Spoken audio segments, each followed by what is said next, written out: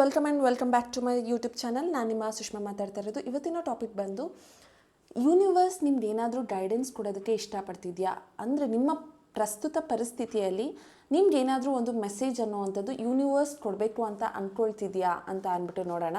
ನೀವು ನಂಬಿರೋ ದೇವರಾಗಿರ್ಬೋದು, ಏಂಜಲ್ಸ್ ಆಗಿರ್ಬೋದು, ಅಥವಾ ಯಾವುದಾದ್ರೂ ವ್ಯಕ್ತಿ ಆಗಿರ್ಬೋದು, ಯಾರಾದರೂ ಗುರು ಆಗಿರ್ಬೋದು, ಎನಿವನ್ ಯಾರ ಹತ್ರ ಆದರೂ ನಿಮಗೆ ಗೈಡೆನ್ಸ್ ಬೇಕು, ಆದರೆ ಅವ್ರನ್ನ ರೀಚ್ ಔಟ್ ಮಾಡೋದಕ್ಕಾಗ್ತಿಲ್ಲ ಅಂದರೆ ಅವರಿಂದ ನನಗೆ ಯಾವುದಾದ್ರೂ ಒಂದು ಗೈಡೆನ್ಸ್ ಕೊಡಪ್ಪ ಅಂತ ನೀವೇನಾದರೂ ಅಂದ್ಕೊಳ್ತಿದ್ರೆ, ಅವರಿಂದ ಒಂದು ಮೆಸೇಜ್ ಬೇಕು ಅಂತ ಅಂದ್ಕೊಳ್ತಿದ್ರೆ ಈ ಒಂದು ರೀಡಿಂಗ್ ನಿಮ್ಗಾಗಿರುತ್ತೆ. ಈ ರೀಡಿಂಗಲ್ಲಿ ನಿಮ್ಗೇನಾದರೂ ಯಾವುದಾದ್ರೂ ಎನರ್ಜಿ ಕ್ಲೇಮ್ ಮಾಡ್ಕೋಬೇಕು ಅಂತ ಅಂದರೆ ನೀವು ಕಮೆಂಟ್ ಸೆಕ್ಷನಲ್ಲಿ 111 ಅಂತ ಅಂದ್ಬಿಟ್ಟು ಟೈಪ್ ಮಾಡಿ. ಇದು ಯಾವುದೋ ಒಂದು ಕಾರ್ಡ್ ಬಂತು.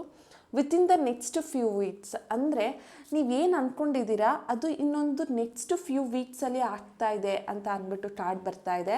ಅಂದರೆ ನೀವು ಒಂದು ವ್ಯಕ್ತಿ ಬಗ್ಗೆ ಆಗಿರ್ಬೋದು, ಅಥವಾ ಒಂದು ಜಾಬ್ ಬಗ್ಗೆ, ಒಂದು ಕೆರಿಯರ್ ಬಗ್ಗೆ, ಅಥವಾ ನಿಮ್ಮ ಲೈಫಲ್ಲಿ ಯಾವುದಾದ್ರೂ ಒಂದು ಪ್ರಾಬ್ಲಮೆಟಿಕ್ ಸಿಚುವೇಷನಲ್ಲಿ ಇದ್ದೀರಾ ಅಂತ ಅಂದ್ಕೊಂಡ್ರೆ ಅದು ನಿಮಗೆ ಇನ್ನು ಒಂದು ನೆಕ್ಸ್ಟ್ ಫ್ಯೂ ವೀಕ್ಸ್ ಅಂದರೆ ಇನ್ನೊಂದು 3 ವಾರ ಆಗ್ಬೋದು, 4 ವಾರ ಆಗ್ಬೋದು, 6 ವಾರ ಆಗ್ಬೋದು, ವಿತಿನ್ ನೆಕ್ಸ್ಟ್ ಫ್ಯೂ ವೀಕ್ಸಲ್ಲಿ ನಿಮಗೆ ನಿಮ್ಮ ಒಂದು ಪ್ರಾಬ್ಲಮ್ಗೆ ಒಂದು ಸೊಲ್ಯೂಷನ್ ಅನ್ನುವಂಥದ್ದು ಸಿಗುತ್ತೆ ಅಂತ ಅಂದ್ಬಿಟ್ಟು ಯೂನಿವರ್ಸ್ ಹೇಳ್ತಾ ಇರೋದು. ಯೂನಿವರ್ಸಿಂದ ನಿಮಗೆ ಗೈಡೆನ್ಸ್ ಬರ್ತಾ ಇದೆ. ಸೊ ವಿತಿನ್ ನೆಕ್ಸ್ಟ್ ಫ್ಯೂ ವೀಕ್ಸಲ್ಲಿ ನಿಮ್ಮ ಪ್ರಾಬ್ಲಮ್ಗೆ ಯಾವುದೋ ಒಂದು ಸೊಲ್ಯೂಷನ್ ಅನ್ನುವಂಥದ್ದಿದೆ ಅಂತ ಅಂದ್ಬಿಟ್ಟು ಇಲ್ಲಿ ಕಾಣಿಸ್ತಾ ಇದೆ. ಓಕೆ, ನೋಡೋಣ ನೆಕ್ಸ್ಟ್ ಏನಾದರೂ ಕಾರ್ಡ್ ಪುಲ್ ಮಾಡೋಣ. ಯಾವುದಾದ್ರೂ ಕಾರ್ಡ್ ಇದೆಯಾ ನಿಮಗೆ ಅಂತ. Okay, no need to worry. Okay, it's again a message. Tension ಬೇಡ. ನೀವು ಈಗ ಯಾವುದೋ ಒಂದು ಪರಿಸ್ಥಿತಿಯಲ್ಲಿ ಸಿಗಾಕೊಂಡಿರ್ತೀರ, ಮನಿ ಅರೇಂಜ್ ಆಗ್ತಾ ಇರಲ್ಲ, ಫಿನಾನ್ಷಿಯಲಿ ಸ್ಟ್ರಗಲ್ ಪಡ್ತಿರ್ತೀರ, ಆ ಥರದವ್ರಿಗೆ ವರಿ ಬೇಡ ಅಂತ ಹೇಳ್ತಿದ್ದಾರೆ. No need to worry. ಯಾವುದಕ್ಕೂ ಟೆನ್ಷನ್ ತೊಗೋಬೇಡಿ, ಸ್ಟ್ರೆಸ್ ತೊಗೋಬೇಡಿ, ಆ್ಯನ್ಸೈಟಿಗೆ ಹೋಗಬೇಡಿ, ಡಿಪ್ರೆಷನ್ಗೆ ಹೋಗಬೇಡಿ. ಏನು ಆಗಬೇಕೋ ಅದು ಪ್ರಾಪರ್ ಟೈಮ್ಗೆ ಆಗುತ್ತೆ. ಸೊ ಹಾಗಾಗಿ ನೀವು ತಲೆ ಕೆಡಿಸ್ಕೋಬೇಕು ಅನ್ನೋವಂಥದ್ದಿಲ್ಲ. ನಿಮಗೆ ಏನು ಸೇರಬೇಕೋ ಅದು ನಿಮಗೆ ಕರೆಕ್ಟಾಗಿ ಸೇರುತ್ತೆ.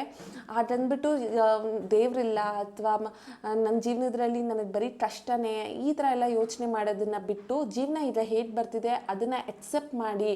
ನೀವು ಯಾವಾಗ ಎಕ್ಸೆಪ್ಟ್ ಮಾಡ್ತೀರೋ ಆವಾಗ ನೀವು ಖುಷಿಯಾಗಿರ್ತೀರ. ಸೊ ಹಾಗಾಗಿ ಟೆನ್ಷನ್ ಬೇಡ ಅಂತ ಅಂದ್ಬಿಟ್ಟು ಬರ್ತಾ ಇದೆ card. Okay, it's a very positive note.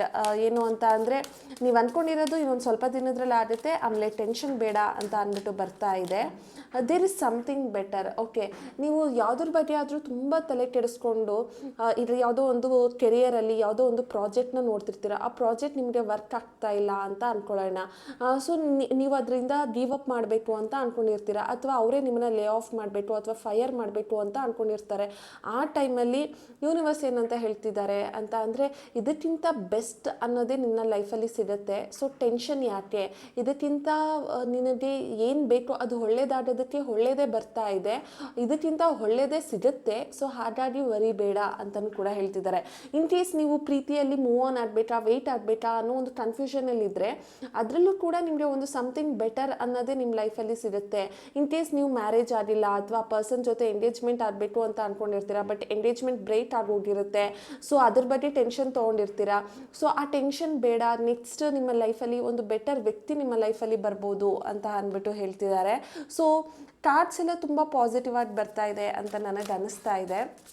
So ನಿಮಗೂ ಈ ಎನರ್ಜಿನ ಕ್ಲೇಮ್ ಮಾಡ್ಕೋಬೇಕು ಅಂತ ಅಂದರೆ ನನ್ನ ಒಂದು ಕಮೆಂಟ್ ಸೆಕ್ಷನಲ್ಲಿ 111 ಅಂತ ಅಂದ್ಬಿಟ್ಟು ಟೈಪ್ ಮಾಡಿ. Big happy changes. Okay, it's again confirmation. ನಿಮ್ಮ ಜೀವನದಲ್ಲಿ ಒಂದು ಚೇಂಜಸ್ ಅನ್ನುವಂಥದ್ದು ಬರ್ತಿದೆ. ಒಂದು ಖುಷಿಕರವಾದಂತಹ ಒಂದು ವಿಚಾರಗಳು ನಿಮ್ಮ ಲೈಫಲ್ಲಿ ನಡೆಯುತ್ತೆ. ನೀವು ಯಾವುದರ ಬಗ್ಗೆನೂ ಯೋಚನೆ ಮಾಡ್ದೇನೆ, ಯಾವುದನ್ನೂ ತಲೆಗೆ ಹಾಕ್ಕೊಳ್ದೇನೆ ನಿಮ್ಮ ಲೈಫಲ್ಲಿ ನೀವು ಖುಷಿ ಪಡೋದನ್ನು ನೋಡಿ. ನಿಮ್ಮ ಲೈಫಲ್ಲಿ ಒಂದು ಬಿಗ್ ಹ್ಯಾಪಿ ಚೇಂಜಸ್ ಅನ್ನೋದು ಬರ್ತಾ ಇದೆ ಅಂತ ಅಂದ್ಬಿಟ್ಟು ಏಂಜಲ್ಸ್ ಹೇಳ್ತಿದ್ದಾರೆ. Okay, fine. Let's what Shiva says, let's see. Okay, Shiva ಏನು ಹೇಳ್ತಾರೆ ನೋಡೋಣ, ಆಯಿತಾ. ನಿಮ್ಗೇನಾದರೂ ಮೆಸೇಜ್ ಇದೆಯಾ ಶಿವನ ಕಡೆಯಿಂದ? ಈ ಒಂದು ರೀಡಿಂಗಲ್ಲಿ ನಿಮ್ಗೇನಾದರೂ ಮೆಸೇಜ್ ತಲುಪಬೇಕು ಅಂದರೆ ಯಾವ ಮೆಸೇಜ್? ನೀವು ಈ ಒಂದು ಎನರ್ಜಿನ ಕ್ಲೇಮ್ ಮಾಡ್ಕೋಬೇಕು ಅಂದರೆ ಕಮೆಂಟ್ ಸೆಕ್ಷನಲ್ಲಿ 111 ಅಂತ ಅಂದ್ಬಿಟ್ಟು ಟೈಪ್ ಮಾಡಿ. Okay, you are receiving my energy, chant Om. Okay, it's a very positive card. ನಿಮಗೆ ನೀವು ಆರಾಧಿಸೋ ಅಂತ ಯಾವುದಾದ್ರೂ ದೇವರು ಆಗಿರ್ಬೋದು, ಅವರ ಎನರ್ಜಿ ನಿಮಗೆ ಸಿಗ್ತಾ ಇದೆ. ನೀವು ಈಗ ಕಾಳಿ ಮಾತೆನ ಪೂಜಿಸ್ಬೋದು, ಭದ್ರವತಿನ ಪೂಜಿಸ್ಬೋದು, ಶಿವನ ಪೂಜಿಸ್ಬೋದು, ರಾಯರ್ನ ಪೂಜಿಸ್ಬೋದು. ಅವರ ಬ್ಲೆಸ್ಸಿಂಗ್ಸ್ ನಿಮಗೆ ಸಿಗ್ತಾ ಇದೆ, ಅವರ ಎನರ್ಜೀಸ್ ನಿಮಗೆ ಸಿಗ್ತಾ ಇದೆ. ನೀವು ಇನ್ ಕೇಸ್ ಯಾವುದಾದ್ರೂ ದೇವರನ್ನ ನೀವು ನಂಬ್ತಿದ್ರೆ ಅವ್ರದ್ದೇ ಆದಂತಹ ಒಂದು ಬೀಜ ಮಂತ್ರನೋ ಅಥವಾ ಅವ್ರದ್ದು ಕೆಲವೊಂದು ಮಂತ್ರಗಳನ್ನ ನೀವು ಪೂಜೆ ಮಾಡೋದ್ರಿಂದ, ಚಾಂಟ್ ಮಾಡೋದ್ರಿಂದ ನಿಮಗೆ ಒಳ್ಳೆಯದಾಗತ್ತೆ ಅನ್ನುವಂಥದ್ದು ಮೆಸೇಜ್ ಬರ್ತಾ ಇದೆ. So it's a direct message from the universe. ಅಥವಾ ನೀವು ಆರಾಧಿಸುವಂಥ ದೇವರಿಂದ ನೀವು ಏನು ಆ ದೇವರಿಗೆ ಪೂಜೆ ಮಾಡ್ತಿದ್ದೀರಾ, ಆ ಎನರ್ಜೀಸ್ ಆ ದೇವರಿಗೆ ತಲುಪ್ತಾ ಇದೆ. ಹಾಗೆ ಆ ಒಂದು ದೇವರ ಎನರ್ಜೀಸ್ ನಿಮಗೂ ಕೂಡ ತಲುಪ್ತಾ ಇದೆ ಅಂತ ಅಂದ್ಬಿಟ್ಟು ಹೇಳ್ಬೋದು. So it's a positive card. Okay, remain silent. ಅಂದರೆ ಈಗ ಸಿಚುವೇಶನ್ ಏನೋ ನಿಮಗೆ ಕಷ್ಟಕರವಾಗಿದೆ ಅಂತ ಅಂದ್ಬಿಟ್ಟು ನಿಮ್ಗೆ ಅನ್ನಿಸ್ತಾ ಇದೆ. ನನ್ನ ಕೈಲಿ ಏನೂ ಮಾಡೋದಕ್ಕಾಗ್ತಿಲ್ಲ, ಅಥವಾ ನಾನು ಈಗ ಇನ್ ಕೇಸ್ ರಿಲೇಷನ್ಶಿಪ್ಪಲ್ಲಿ ಇರ್ತೀರಾ, ಏನು ಮಾಡಬೇಕು ಅಂತ ಗೊತ್ತಾಗ್ತಾ ಇರಲ್ಲ. ಅವ್ರನ್ನ ಅಪ್ರೋಚ್ ಮಾಡಬೇಕಾ, ಅವ್ರ ಹತ್ರ ಮಾತು ನಿಲ್ಲಿಸ್ಬೇಕಾ, ಅಥವಾ ನಾನು ಏನು ಮಾಡಬೇಕು ಅನ್ನೋದು ಒಂದು ಕನ್ಫ್ಯೂಷನಲ್ಲಿರುತ್ತೆ ಅಂತ ಅಂದ್ಕೊಳ್ಳೋಣ. ಸೊ ಯೂನಿವರ್ಸ್ ಹೇಳ್ತಾ ಇದೆ, ಸೈಲೆಂಟ್ ಆಗಿರು, ಯಾವುದೇ ಒಂದು ಅಪ್ರೋಚನ್ನ ಮಾಡೋದಕ್ಕೆ ಹೋಗಬೇಡ, ಏನೂ ಒಂದು ಆ್ಯಕ್ಷನ್ನ ಈಗ ಸದ್ಯಕ್ಕೆ ತಗೋಬೇಡ, ಸ್ವಲ್ಪ ಸೈಲೆಂಟ್ ಆಗಿರು ಅಂತ ಅಂದ್ಬಿಟ್ಟು ಬರ್ತಾ ಇದೆ. ಆ್ಯಂಡ್ ಸೆಕೆಂಡ್ ಕಾರ್ಡ್ ಬಂದು ಅನ್ಎಕ್ಸ್ಪೆಕ್ಟೆಡ್ ಈಸ್ ಅಪ್ರೋಚಿಂಗ್ ಸೂನ್. ಅಂದರೆ ಇಲ್ಲಿ ನೋಡಿ, ಆಮೇಲೆ soon you will understand hidden blessings.